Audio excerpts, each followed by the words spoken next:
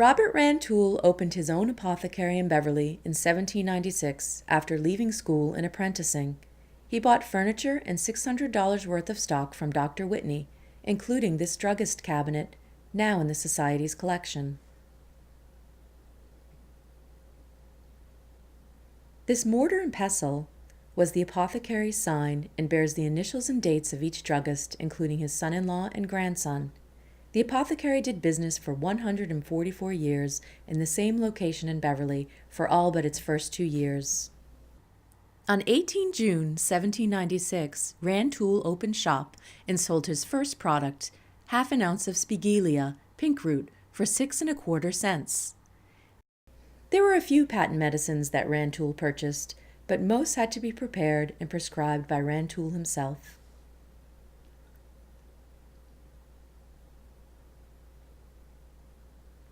He also sold lemons, figs, spices, liquors, stationery, tobacco, coffee, paints, and even clapboards. He stopped selling liquors when he joined the temperance movement and regretted having ever done so.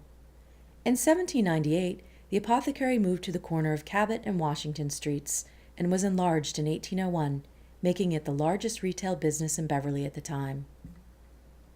Rantoul had an interest in phrenology, the study of the measurement of the human skull, based on the concept that the brain is an organ of the mind and that certain areas have localized, specific functions.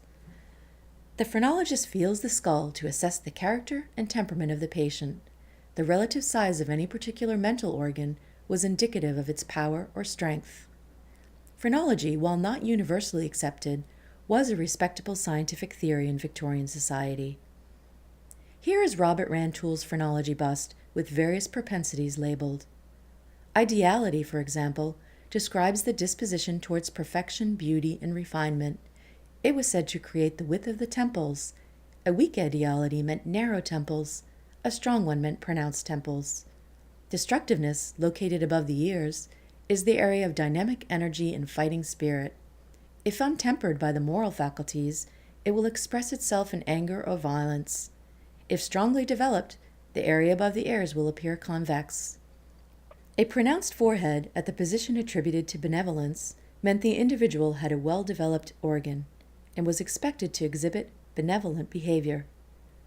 Rantoul proposed many lifestyle choices that still have relevance today and advised others to intermingle exercise by walking or otherwise with sedentary employment and to pay particular attention to diet.